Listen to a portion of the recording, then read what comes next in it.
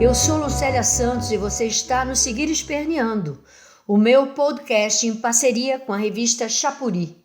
Este 16º episódio, CPI da pandemia e contribuições da sociedade civil, irá ao ar no dia 19 de outubro, ou seja, um dia antes da data em que o senador Renan Calheiros, do MDB de Alagoas, relator da CPI da pandemia, irá fazer a leitura do relatório final da Comissão Parlamentar de Inquérito no Senado Federal. Depois de quase 6 meses de uma CPI que surpreendentemente serviu de trincheira, de escoadouro e de janela por onde a sociedade brasileira viu desfilar a dura realidade de um país lançado à própria sorte. Este podcast reforça a importância de que as pessoas responsáveis por mais de 600 mil vidas ceifadas sejam indiciadas, julgadas e condenadas.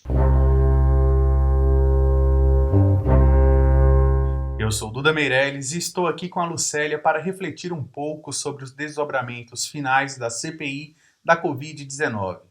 Desde o dia 14 de outubro, o senador Renan Calheiros tem em mãos um relatório encadernado pelo Senado, em capa azul, com mais de 1.200 páginas, organizado em 2 volumes.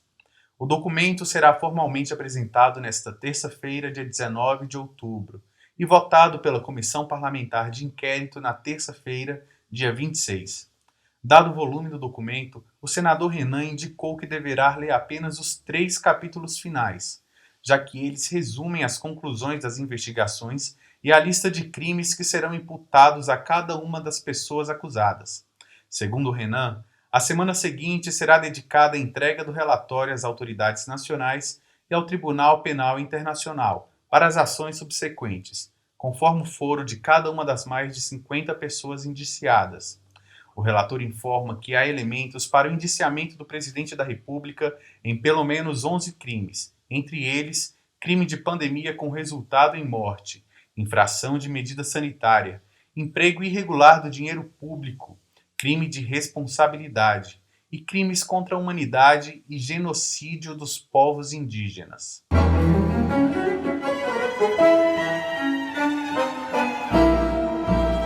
Um dos pontos mais críticos e polêmicos do relatório final da CPI é o indiciamento ou não do presidente da República por crime de genocídio contra os povos indígenas. Independente da decisão da CPI, discute-se na mídia e em diversos segmentos da sociedade brasileira a existência ou não da materialidade de provas que possam incriminar e condenar o presidente.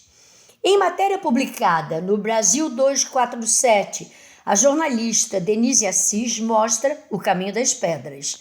O Diário Oficial da União, de meados de julho de 2020, traz a prova material dos crimes perpetrados pelo governo brasileiro sob a liderança de um presidente negacionista contra os povos indígenas. Abre aspas. Os vetos ao fornecimento de água potável para as aldeias, a negação do envio de respiradores e o deslocamento de brancos para a região ainda praticamente virgem do vírus, com a nítida intenção de fazer com que o contágio se fizesse o mais rápido possível, são provas inequívocas do genocídio perpetrado pelo governo Bolsonaro contra os nossos povos originários. Fecha aspas. A jornalista alerta para os resultados do estudo da professora Deise Ventura, feito para a USP, abre aspas, onde está tudo relacionado e documentado como ações deliberadas do governo para sustentar a prática de imunidade de rebanho entre os brancos e extermínio entre os povos originários, privados que foram de assistência, orientação médica, equipamentos e água potável. Fecha aspas. Dados divulgados pela Articulação dos Povos Indígenas do Brasil, a PIB, no último dia 13 de outubro, informam que 163 povos indígenas foram atingidos pela Covid, tendo sido confirmados 59.894 casos da doença entre indígenas, com 1.213 mortes.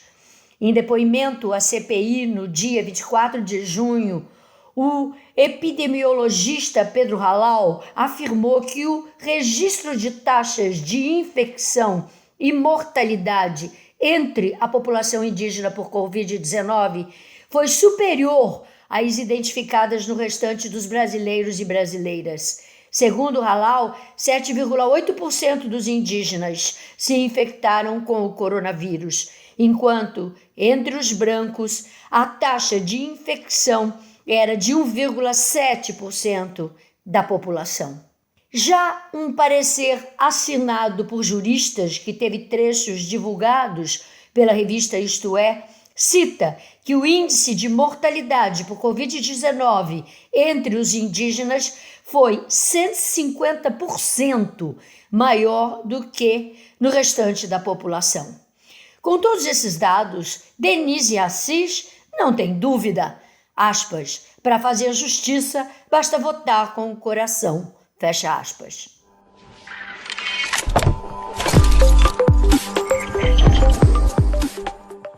Em 28 de setembro de 2021, a Associação Nacional Vida e Justiça em Apoio e Defesa dos Direitos das Vítimas da Covid-19, entidade que agrega pessoas vítimas e afetadas pela pandemia de Covid-19, entregou à CPI o documento Contribuição ao Relatório Final da CPI da Covid do Senado Federal. São contribuições que expressam o sentimento de boa parte da sociedade brasileira. Ouça este resumo das principais propostas. Aprovação do projeto de lei número 2670 de 2021, que cria o Dia Nacional em Memória das Vítimas da Covid-19, 12 de março, dia da morte da primeira vítima no Brasil. Aprovação do projeto de lei número 2671 de 2021, que cria a Semana Nacional em Apoio e Defesa dos Direitos das Vítimas da Covid-19, semana que se inicia no dia 17 de outubro de cada Dia Nacional da Vacinação. Instituto de Programas e Ações em Defesa dos Órfãos da Covid-19 no Plano Federal, nos moldes do pioneiro programa instituído pelo governo do estado do Maranhão em torno do Auxílio Cuidar. Aprovação de um conjunto de projetos de lei e de lei complementar construídos nos marcos de uma parceria da Associação Vida e Justiça e o Instituto Justiça Fiscal, visando a taxação dos super-ricos para o financiamento das políticas públicas destinadas ao atendimento das necessidades das vítimas da Covid-19 pelo fortalecimento geral dos serviços públicos. Implementação do Programa de Renda Básica de Cidadania para fazer frente ao caos social que atinge milhões de brasileiros e brasileiras vulneráveis em plena crise social que cerca a pandemia. Aprovação do PL 2567 de 2020 para enfrentamento de pandemias e endemias e suficiência do SUS. Apoio à ação direta de inconstitucionalidade da EC 95, patrocinada pelo Conselho Nacional de Saúde e outros juntos ao STF. Aprovação da PEC 36 de 2020, que prevê a revogação da EC 95 e outras disposições sobre o orçamento. Garantir a implementação da Lei 14.128 de 2021, que concede indenização aos profissionais de saúde tornados incapacitados para o trabalho pela Covid-19. A Associação Vida e Justiça clama ainda pela reparação dos danos causados às milhares de famílias dilaceradas pela dor das vidas que delas foram arrancadas por uma doença que já tinha vacina. Nós nos somamos à Associação Vida e Justiça na indignação e na defesa da memória de cada uma das mais de 600 mil pessoas que partiram do espaço físico deste mundo no rabo do foguete de um governo negacionista e genocida.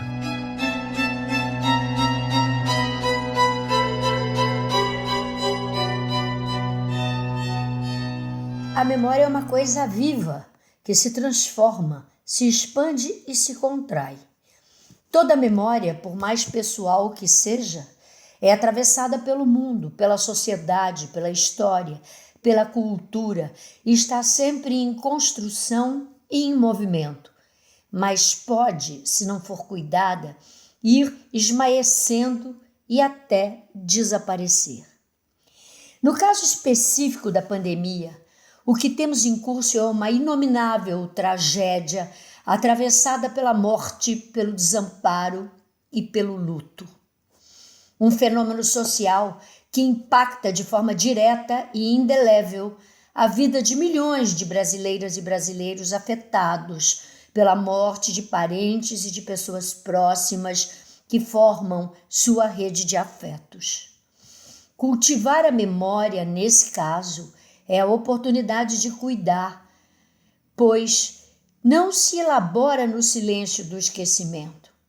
Seria altamente impactante, por exemplo, que no dia 12 de março, data do primeiro óbito oficialmente reconhecido por Covid em território nacional, haja a cada ano o reconhecimento do luto oficial, com a bandeira hasteada a meio mastro.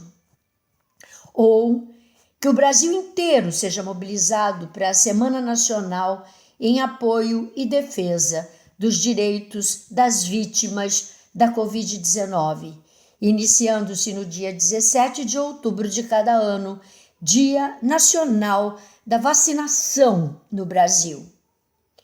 O trabalho da CPI deve, portanto, concluir-se onde comece um amplo processo de construção de uma memória coletiva, pessoal, familiar, comunitária e nacional sobre a verdade dessa pandemia que se transformou em genocídio e que por ação ou omissão se perpetrou contra milhões de pessoas contaminadas, mais de 600 mil pessoas falecidas e toda uma sociedade dilacerada.